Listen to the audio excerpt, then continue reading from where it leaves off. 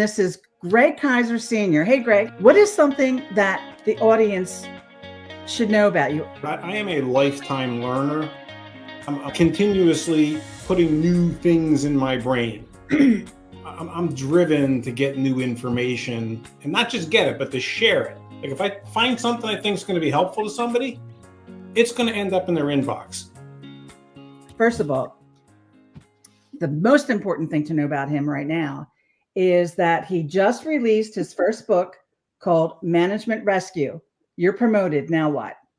So Greg is a seasoned manager development expert consultant. He's mentored over 1,000 managers across diverse business functions, and he founded Management Mastery.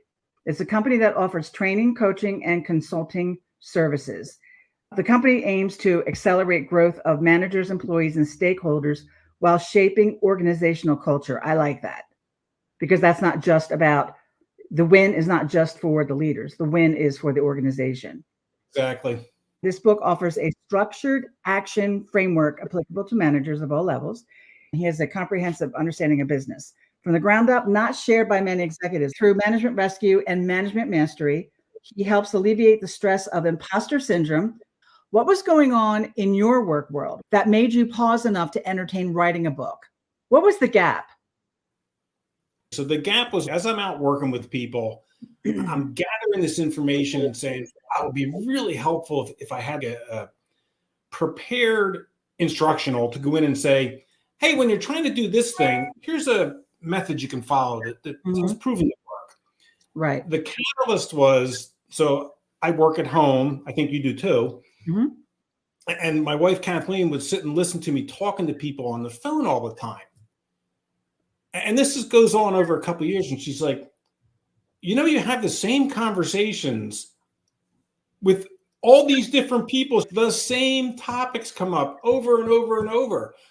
Remarkably, a lot of businesses encounter the same challenges. Mm-hmm. These are some pervasive challenges that are out there. It might be helpful to people to put that in front of them in a relatively easily digestible way. I bundled it into that framework, which is actually an innovation on the way people typically approach management. People get promoted into management positions all the time, and then they don't get trained. Hey, you're on your own. Figure it out. 100%. My stepson just started a new job, and I'm like, well, how's the training?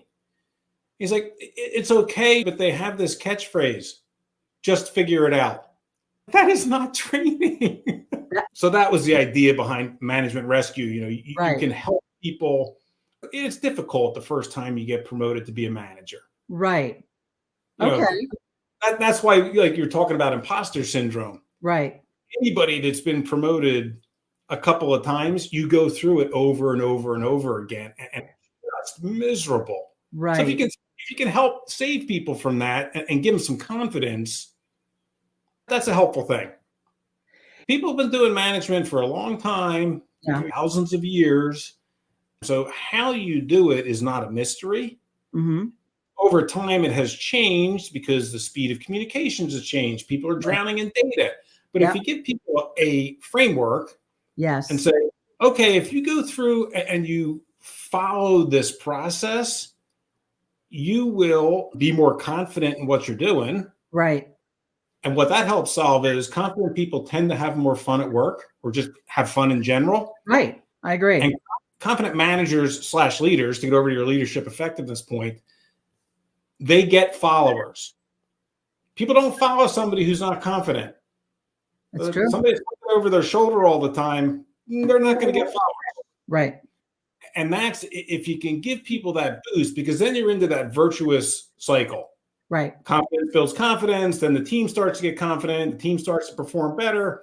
And you see this boost in performance generally. Mm-hmm. The idea of, hey, there are certain fundamentals you need to know. Here's the foundation you can build on. The stronger your foundation, the higher you can build. And that's a good message for people in early career stages or possibly plateaued in career. Right. Who are struggling. People struggle. They get to the point where I don't feel like I'm making any progress anymore. Right. Well, okay, let me give you some tools because I am biased in terms of tools and how-tos. Mm-hmm. Followers sense a lack of confidence with their leaders all the time. If you're a manager and you're in this fight or flight mode, yes, it is contagious. The people around you are like, like, hey, we're in a frightening situation, not good, because people get paralyzed then. Of course they do. You get a confident manager, hey, this is the direction we're taking. Here's the vision. Here's the plan. Everybody starts, okay, great. I know what to do. I know I can do this.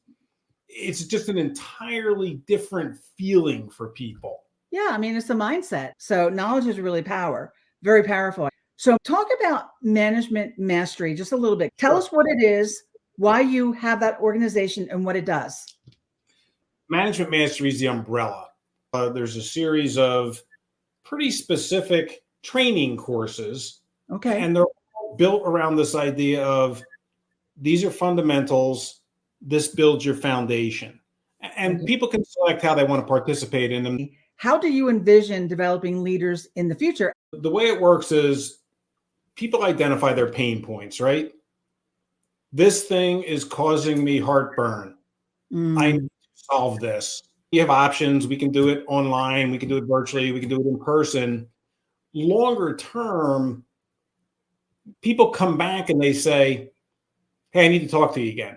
What about? Well, it's slightly different than what we talked about the last time, but that worked out pretty well. So the thing starts to take on a life of their own.